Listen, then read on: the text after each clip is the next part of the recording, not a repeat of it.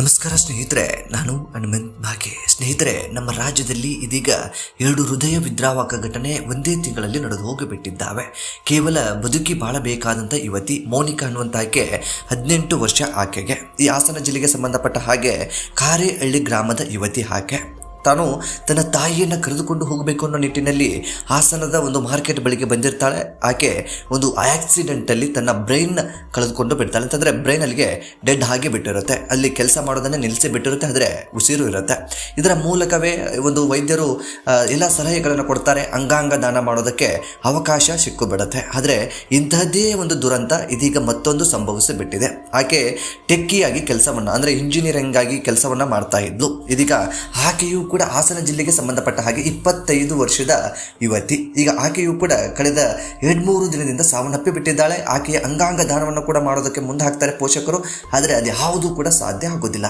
ಇಂಥದ್ದೊಂದು ಹೃದಯ ವಿದ್ರಾವಕ ಘಟನೆ ಅಸಲಿಗೆ ನಡೆದದ್ದಾದರೂ ಏನು, ಈ ಕುರಿತಾಗಿ ಒಂದಿಷ್ಟು ಮಾಹಿತಿಯನ್ನು ಗಮನಿಸ್ತಾ ಹೋಗೋಣ. ಎಂಥವರಿಗೂ ಕೂಡ ಒಂದು ಕ್ಷಣ ಕಣ್ಣೀರನ್ನು ತರಿಸಿಬಿಡುತ್ತೆ ಈ ಒಂದು ದುರಂತ.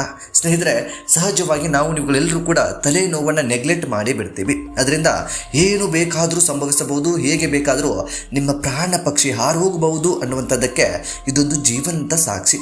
ಎಲ್ಲರೂ ಕೂಡ ಕೊನೆಯವರೆಗೂ ನೋಡಲೇಬೇಕಾದಂಥ ವಿಡಿಯೋ ಇದು. ಬಹುತೇಕ ಜನ ನಿರ್ಲಕ್ಷ್ಯತನವನ್ನು ಮಾಡ್ತಾ ಇರ್ತೀರಲ್ಲ, ಅಂಥವರೆಲ್ಲರೂ ಕೂಡ ಗಮನಿಸಲೇಬೇಕಾದಂಥ ವಿಡಿಯೋ ಇದು. ಸ್ನೇಹಿತರೆ, ಸಾಧ್ಯವಾದರೆ ವಿಡಿಯೋನ ಕೊನೆಯವರೆಗೂ ನೋಡಿ. ನೀವೇನಾದರೂ ನಮ್ಮ ಚಾನಲ್ನ ಸಬ್ಸ್ಕ್ರೈಬ್ ಮಾಡಿಕೊಳ್ಳದೆ ವಿಡಿಯೋವನ್ನು ಗಮನಿಸ್ತಾ ಇದ್ದರೆ ಈ ಕೂಡಲೇ ಸಬ್ಸ್ಕ್ರೈಬ್ ಮಾಡಿ ಹಾಗೂ ಗಂಟೆ ಬಟನ್ ಕೂಡ ಕ್ಲಿಕ್ ಮಾಡಿಕೊಳ್ಳಿ. ಹಾಸನದ 25 ವರ್ಷದ ಸಾಫ್ಟ್ವೇರ್ ಇಂಜಿನಿಯರ್ ಶ್ವೇತಾ BG ಹಠಾತ್ ಬ್ರೈನ್ ಸ್ಟ್ರೋಕ್ನಿಂದ ಸಾವನ್ನಪ್ಪಿ ಬಿಟ್ಟಿದ್ದಾರೆ. ಅಂಗಾಂಗ ದಾನವೂ ಕೂಡ ಸಾಧ್ಯವಾಗದೆ ಕುಟುಂಬ ಶೋಕದಲ್ಲಿ ಮುಳುಗೋಗಿಬಿಟ್ಟಿದೆ. ಅಂದ ಹಾಗೆ ಸಾವು ಹೇಗೆ ಬರುತ್ತೆ ಅನ್ನೋದು ಹೇಳೋದಕ್ಕೂ ಕೂಡ ಯಾರಿಂದಲೂ ಕೂಡ ಸಾಧ್ಯವಿಲ್ಲ. ಕೆಲವೊಮ್ಮೆ ಅನಿರೀಕ್ಷಿತವಾಗಿ ಯಾವುದೇ ಸೂಚನೆ ಇಲ್ಲದೆ ಬಂದು ಬಿಡುತ್ತದೆ. ನಾಳೆ ಎಂಬುದು ಯಾರ ಕೈಯಲ್ಲೂ ಕೂಡ ಇರೋದಿಲ್ಲ. ಇಂತಹದ್ದೇ ಘಟನೆ ಇದೀಗ ಹಾಸನದಲ್ಲಿ ನಡೆದು ಹೋಗಿಬಿಟ್ಟಿದೆ. ಹಠಾತ್ ಬ್ರೈನ್ ಸ್ಟ್ರೋಕ್ನಿಂದ ಇದೀಗ 25 ವರ್ಷದ ಬಾಳಿ ಬದುಕಬೇಕಾದಂಥ ಯುವತಿ ಶ್ವೇತಾ ಅನ್ನೋಕೆ ಸಾವನ್ನಪ್ಪಿ ಬಿಟ್ಟಿದ್ದಾರೆ. ಕಳೆದ ಏಪ್ರಿಲ್ 25 ಶುಕ್ರವಾರದಂದು ತಾಯಿಯೊಂದಿಗೆ ಮಾತನಾಡ್ತಾ ಕೂತ್ಕೊಂಡಿರ್ತಾಳೆ. ಏಕಾಏಕಿಯಾಗಿ ಕುಸಿದು ಬೀಳ್ತಾಳೆ. ತಕ್ಷಣ ಅವರಿಗೆ ಸ್ಥಳೀಯ ಆಸ್ಪತ್ರೆಯಲ್ಲಿ ಚಿಕಿತ್ಸೆಯನ್ನು ಕೊಡಿಸೋದಕ್ಕೆ ಕುಟುಂಬದಸ್ಥರು ಕರೆದುಕೊಂಡು ಹೋಗ್ತಾರೆ. ಚಿಕಿತ್ಸೆ ಇಲ್ಲಿ ಫಲಕಾರಿಯಾಗದೆ ಈ ಒಂದು ಹೆಚ್ಚಿನ ಚಿಕಿತ್ಸೆಗೆ ಹೋಗಬೇಕು ಅನ್ನೋ ರೀತಿಯಲ್ಲಿ ಬೆಂಗಳೂರಿಗೆ ಅಲ್ಲಿನ ವೈದ್ಯರು ರೆಫರ್ ಅನ್ನು ಮಾಡ್ತಾರೆ. ಅದಾದ ಬಳಿಕ ಆಕೆಯನ್ನು ಬೆಂಗಳೂರಿನ ಆಸ್ಪತ್ರೆಗೆ ಕರೆದುಕೊಂಡು ಹೋಗ್ತಾರೆ. ಇನ್ನು ಬೆಂಗಳೂರಿಗೆ ಕರೆದೊಯ್ಯುವಂತಹ ಸಂದರ್ಭದಲ್ಲಿ ಯುವತಿ ಕೋಮಾಗಿ ಜಾರಿ ಬಿಡ್ತಾಳೆ. ಬೆಂಗಳೂರಿಗೆ ಕರೆತಂದ ಖಾಸಗಿ ಆಸ್ಪತ್ರೆಗೆ ದಾಖಲಿಸ್ತಾರೆ. ಆಗಾಗಲೇ ಯುವತಿಯ ಬ್ರೈನ್ ನಿಷ್ಕ್ರಿಯಗೊಂಡು ಬಿಟ್ಟಿರುತ್ತೆ. ನೋಡಿ, ಇಂತಹ ಒಂದು ಕಷ್ಟ ಯಾವ ತಂದೆ ತಾಯಿಗೂ ಕೂಡ ಬೇಡ. ತನ್ನ ಕಣ್ಣು ಮುಂದೆ ಈ ರೀತಿಯಾಗಿ ಮಕ್ಕಳು ಸಾವನ್ನಪ್ಪಿ ಬಿಟ್ಟರೆ, ಅದರಲ್ಲೂ ಕೂಡ ಮಾತನಾಡ್ತಾ ಇದ್ದವಂಥವರು, ಓಡಾಡ್ತಾ ಇದ್ದವಂಥವರು, ಕೆಲಸವನ್ನು ಮಾಡ್ತಾ ಇದ್ದಂಥವರು, ಇಂಥವರು ತಮ್ಮ ಕಣ್ಣ ಮುಂದೆ ಮಕ್ಕಳು ಸಾವನ್ನಪ್ಪಿ ಬಿಟ್ಟರೆ ಬಹುತೇಕ ಆ ತಂದೆ ತಾಯಿಯ ನೋವು ಯಾರಿಗೂ ಕೂಡ ಬೇಡ ಅನಿಸಿಬಿಡುತ್ತೆ. ಪೋಷಕರಿಗೆ ವೈದ್ಯರು ಈ ಬಗ್ಗೆ ಮಾಹಿತಿಯನ್ನು ಕೂಡ ನೀಡಿಬಿಡ್ತಾರೆ. ಅಂಗಾಂಗ ದಾನ ಮಾಡಲು ಮನವಿ ಕೂಡ ಮಾಡಿಕೊಳ್ತಾರೆ. ಆಗ ಯುವತಿಯ ಪೋಷಕರು ಅಂಗಾಂಗ ದಾನಕ್ಕೆ ಸಮ್ಮತಿಯನ್ನು ಸೂಚನೆ ಮಾಡ್ತಾರೆ. ಅದಾಗಿಯೂ ಕೂಡ ಅಂಗಾಂಗ ದಾನ ತೆಗೆದುಕೊಳ್ಳುವ ಮುನ್ನವೇ ಯುವತಿ ಕೊನೆ ಉಸಿರನ್ನು ಹಿಡಿದು ಬಿಡ್ತಾಳೆ. ತೀವ್ರ ದುಃಖದ ಸಂದರ್ಭದಲ್ಲೂ ಕೂಡ ಅಂಗಾಂಗ ದಾನವು ಸಾಧ್ಯವಾಗದೆ ಕುಟುಂಬದವರು ಒಂದು ರೀತಿಯಲ್ಲಿ ತುಂಬಾನೇ ನೋವಿನಲ್ಲಿ ಮುಳುಗಿ ಬಿಟ್ಟಿದ್ದಾರೆ. ಅಂಗಾಂಗ ದಾನ ಮಾಡಬೇಕು ಅಂತಂದ್ರೆ ಬ್ರೈನ್ ಡೆತ್ ಆಗಿರುತ್ತೆ, ವೆಂಟಿಲೇಟರ್ ಮೇಲೆ ಬದುಕ್ತಾ ಇರ್ತಾರೆ. ಆ ಸಂದರ್ಭಕ್ಕೆ ಅಂಗಾಂಗ ದಾನವನ್ನ ಮಾಡಿದ್ರೆ ಆ ಅಂಗಾಂಗಗಳನ್ನು ತೆಗೆದುಕೊಂಡಿರುವಂತಹ ಅಂಗಾಂಗವನ್ನ ಬೇರೆಯವರಿಗೆ ನಾವು ಹಾಕೋದಕ್ಕೆ ಉಪಯೋಗ ಆಗುತ್ತೆ. ಅದಾದ ಬಳಿಕ ಉಸಿರು ನಿಂತ ಮೇಲೆ ಅಂಗಾಂಗ ದಾನ ಮಾಡೋದಕ್ಕೆ ಸಾಧ್ಯ ಆಗೋದಿಲ್ಲ. ಆಗಾಗಲೇ ಅವೆಲ್ಲವೂ ಕೂಡ ಡೆತ್ ಆಗಿ ಹೋಗಿ ಬಿಟ್ಟಿರ್ತಾವೆ. ಆ ಕಾರಣದಿಂದಾಗಿ ಇಲ್ಲಿ ಅಂಗಾಂಗವನ್ನು ತೆಗೆದುಕೊಳ್ಬೇಕು ಅನ್ನುವ ಪೂರ್ವದಲ್ಲಿಯೇ ಆಕೆಯ ಉಸಿರು ಕೂಡ ನಿಂತು ಹೋಗಿಬಿಡುತ್ತೆ. ಅಂಗಾಂಗ ದಾನವೂ ಕೂಡ ಇಲ್ಲ. ಇತ್ತ 25 ವರ್ಷದ ಹೆಣ್ಣು ಮಗಳು, ಏಕೈಕ ಮಗಳು, ಬದುಕಿ ಬಾಳಬೇಕಾದಂಥವಳು, ಸುಂದರವಾದಂಥ ಕನಸುಗಳನ್ನು ಕಟ್ಟಿಕೊಂಡು ತಂದೆ ತಾಯಿಗಳನ್ನು ನೋಡಬೇಕು ಅನ್ನುವಂಥವಳು, ಒಂದು ಹೆಸರಾಂತ ಕಂಪನಿಯಲ್ಲಿ ಕೆಲಸವನ್ನು ಮಾಡ್ತಾ ಇರುವಂಥವಳು, ಇಂಜಿನಿಯರಿಂಗ್ ವೃತ್ತಿಯಲ್ಲಿ ಇದ್ದಂಥವಳು, ಕೈಗೆ ಬಂದಿರುವಂಥ ಮಗಳು. ಒಟ್ಟಾರೆಯಾಗಿ ಮದುವೆ ಮಾಡಬೇಕು, ಅವಳು ಹಾಗಿರಬೇಕು ಹೀಗಿರಬೇಕು ಅನ್ನೋ ರೀತಿಯಲ್ಲಿ ಪೋಷಕರು ಕನಸುಗಳನ್ನು ಕಟ್ಕೊಂಡು ಬಿಟ್ಟಿದ್ರು. ಮೆದುಳು ನಿಷ್ಕ್ರಿಯಗೊಂಡು ಈ ರೀತಿಯಾದಂಥ ಒಂದು ದುರಂತವೇ ನಡೆದು ಹೋಗಿಬಿಟ್ಟಿದೆ. ಆ ತಂದೆ ತಾಯಿಯ ನೋವು ಬಹುತೇಕ ಯಾರಿಂದಲೂ ಕೂಡ ಮುಚ್ಚಾಕೋದಕ್ಕೆ ಸಾಧ್ಯ ಇಲ್ಲ. ಆ ನೋವನ್ನು ಯಾರೂ ಕೂಡ ಪಡೋದಕ್ಕೆ ಸಾಧ್ಯ ಇಲ್ಲ. ಇಂತಹ ನೋವು ಯಾರಿಗೂ ಕೂಡ ಬರೋದು ಬೇಡ ಅನ್ನೋದು ಈ ಸಂದರ್ಭಕ್ಕೆ ಸ್ಪಷ್ಟವಾಗಿ ಎಲ್ಲರಲ್ಲೂ ಕೂಡ ಅನಿಸಿಬಿಡುತ್ತೆ. ಅಂದಾಗೆ ಈ ಒಂದು ಮೆದುಳು ನಿಷ್ಕ್ರಿಯಗೊಳ್ಳೋದಕ್ಕೆ ಅಥವಾ ಇಂಥದ್ದೊಂದು ದುರಂತ ನಡೆಯೋದಕ್ಕೆ ಮುಖ್ಯವಾಗಿ ಆಕೆ ಏನೆಲ್ಲ ನೆಗ್ಲೆಕ್ಟ್ ಮಾಡಿದ್ಲು ಅನ್ನುವಂಥದ್ದನ್ನು ಇಲ್ಲಿ ನಾವು ಗಮನಿಸ್ತಾ ಹೋಗೋಣ. ಅಸಲಿಗೆ ಮೆದುಳಿನಲ್ಲಿ ತೀವ್ರವಾದಂಥ ರಕ್ತ ರಕ್ತಸ್ರಾವ ಉಂಟಾಗಿರುತ್ತೆ. ಯುವತಿ ಮೃತಪಟ್ಟ ಬಗ್ಗೆ ವೈದ್ಯರು ಪೋಷಕರಿಗೆ ಮಾಹಿತಿಯನ್ನು ಕೂಡ ನೀಡ್ತಾರೆ. ಹಾಸನ ಜಿಲ್ಲೆ ಬೇಲೂರು ತಾಲೂಕಿನ ಬಂಡಿಲಕ್ಕನಕೊಪ್ಪ ಅನ್ನುವಂಥ ಗ್ರಾಮದ ನಿವಾಸಿ ಈಕೆಯ ತಂದೆ ತಾಯಿ ಗಂಗಾಧರ್ ಮತ್ತು ಸರೋಜ್ ಅನ್ನುವಂಥವ್ರು. ಕೇವಲ ಏಕೈಕ ಮಗಳು ಈಕೆ. ಶ್ವೇತಾ ಅನ್ನುವಂತ ಆಕೆ ಸಾಫ್ಟ್ವೇರ್ ಇಂಜಿನಿಯರ್ ಆಗಿ ಕೆಲಸವನ್ನ ಮಾಡ್ತಾ ಇರ್ತಾಳೆ. ಮ್ಯಾಗ್ನಾಸಾಫ್ಟ್ ಕಂಪನಿಯಲ್ಲಿ ಹಾಸನ ಶಾಖೆಯೊಂದರಲ್ಲಿ ಸುಮಾರು 3 ವರ್ಷಗಳಿಂದ ಈಕೆ ನಿರಂತರವಾಗಿ ಕೆಲಸವನ್ನ ಮಾಡಿರ್ತಾಳೆ. ಅಲ್ಲಿ ಕೆಲಸದಲ್ಲೂ ಕೂಡ ಬಹುತೇಕ ಜನರ ಪ್ರೀತಿ ಅಂತದೆಲ್ಲವನ್ನು ಕೂಡ ಗಳಿಸ್ಕೊಂಡು ಬಿಟ್ಟಿರ್ತಾಳೆ.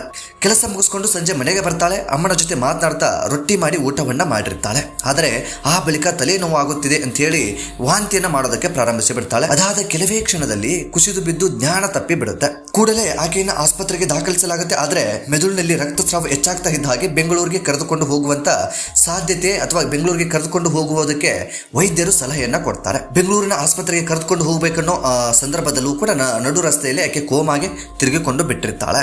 ಆ ಬಳಿಕ ಪೋಷಕರನ್ನು ಕರೆದು ವಿಚಾರಣೆ ತಿಳಿಸಿ ಅಂಗಾಂಗ ದಾನ ಮಾಡಲು ಸಲಹೆಯನ್ನು ಕೂಡ ನೀಡ್ತಾರೆ. ನಮ್ಮ ಮಗಳು ವಾಪಸ್ ಬರೋದಿಲ್ಲ, ಬೇರೆಯವರಿಗೆ ಯಾವ್ದಾದ್ರು ಜೀವವನ್ನ ನೀಡಲಿ ಅಂತ ಹೇಳಿ ಒಪ್ಪಿಗೆಯನ್ನು ಕೂಡ ಸೂಚನೆ ಮಾಡ್ತಾರೆ. ಆದರೆ ಅಂಗಾಂಗ ದಾನದ ದಾಖಲೆ ಪತ್ರ ಸರ್ಕಾರದ ಅನುಮತಿ ಸೇರಿದಂತೆ ಕಾನೂನು ಪ್ರಕ್ರಿಯೆಗೆ 24 ಗಂಟೆ ಬೇಕು ಎಂದು ತಿಳಿಸ್ತಾರೆ.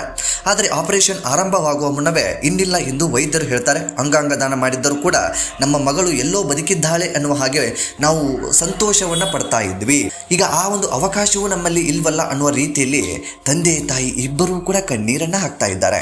ಇತ್ತ ಕುಟುಂಬದ ಎಲ್ಲಾ ಸದಸ್ಯರು ಕೂಡ ತುಂಬಾ ದುಃಖವನ್ನ ಪಡ್ತಾ ಇದ್ದಾರೆ. ಇಂಥದ್ದೊಂದು ದುರಂತ ಇದೀಗ ಹಾಸನ ಜಿಲ್ಲೆಗೆ ಸಂಬಂಧಪಟ್ಟ ಹಾಗೆ ನಡೆದು ಹೋಗಿಬಿಟ್ಟಿದೆ. ಕಳೆದ 3 ವರ್ಷಗಳಿಂದ ಆಕೆಯ ಟೀಮ್ನಲ್ಲಿ ಅನೇಕ ಜನರು ಕೂಡ ಕೆಲಸ ಮಾಡ್ತಾ ಇದ್ರು. ಯಾವುದೇ ರೀತಿಯಾಗಿ ಕೆಲಸವನ್ನ ಮಾಡಬೇಕಾದ್ರೆ ಟೀಮ್ನಲ್ಲಿದ್ದವ್ರಿಗೆ ಎಲ್ರಿಗೂ ಕೂಡ ಹೇಳ್ತಾ ಇದ್ದಂತೆ, ನನಗೆ ಯಾಕೋ ತಲೆನೋವು ಆಗ್ತಾ ಇದೆ, ಈ ಕಳೆದ 1 ತಿಂಗಳಿಂದ ತುಂಬಾ ತಲೆನೋವು ಬರ್ತಾ ಇದೆ, ಊಟ ಮಾಡಿದ್ರೆ ಸರಿ ಹೋಗುತ್ತೆ ಹಾಗೆ ಅನ್ನುವ ರೀತಿಯಲ್ಲಿ ಕೂಡ ಹೇಳ್ತಾ ಇದ್ಲಂತೆ. ಆ ಒಂದು ನಿರ್ಲಕ್ಷ್ಯತನ ಅಂತ ಹೇಳಬಹುದು. ಬಹುತೇಕ 1 ತಿಂಗಳ ಮುಂಚೆನೆ ಈಕೆಗೆ ಸೂಚನೆ ಇತ್ತು. ಕೆಲಸದ ಒತ್ತಡವನ್ನ ತುಂಬಾ ಡೀಪ್ ಆಗಿ ತೆಗೆದುಕೊಂಡು ಬಿಟ್ಟಿದ್ಲು ಅನ್ನೋದು ಸ್ಪಷ್ಟವಾಗಿ ಗೊತ್ತಾಗಿ ಬಿಡುತ್ತೆ.